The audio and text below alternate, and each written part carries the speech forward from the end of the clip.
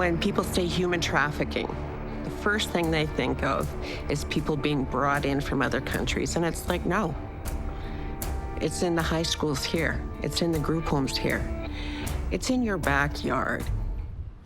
Bear Paw Media and Education is an arm of the Native Counselling Services of Alberta.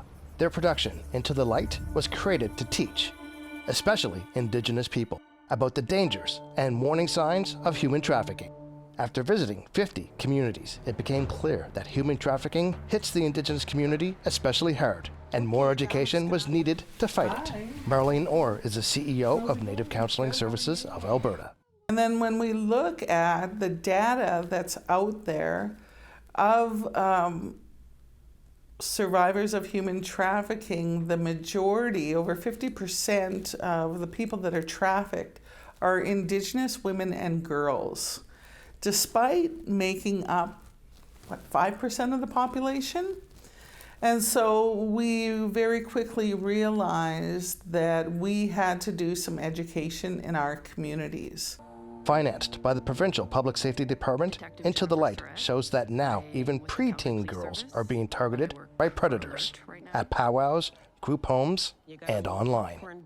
There was a time when the target for people being trafficked were, 18 to 24, 18 to 30. And what we're seeing and hearing about is that we're talking about children as young as 12 years old being targeted by traffickers, being groomed by traffickers, and that there's a huge online presence of traffickers. And it's not the image of a woman being abducted and thrown into a van. It's manipulating them with loving words and gifts. And it works on young, vulnerable girls. The insidious nature of it is they love bomb. These folks think that this person is in love with them, they're going to take care of them, they buy them gifts, they treat them well, they say the right things. And then when they have manipulated them emotionally and mentally, now there's a price to pay for all of that. The price is being forced to work the streets. Orr says it's important to know what your children are doing and to educate yourself on the signs of grooming and trafficking. Young people are unattended on social media almost 24/7. And we all think we're monitoring what our kids know, but I knew when my son was 8, he knew how to use the parental controls on the TV better than I did. We need to know what they're seeing. We need to know what they have access to. We don't necessarily know what our kids are up to online.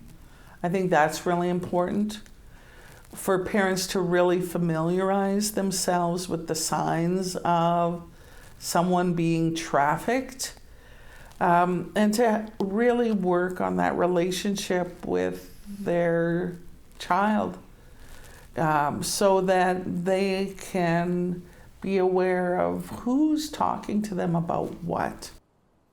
The video is available on Bear Paw Media and Education's YouTube page.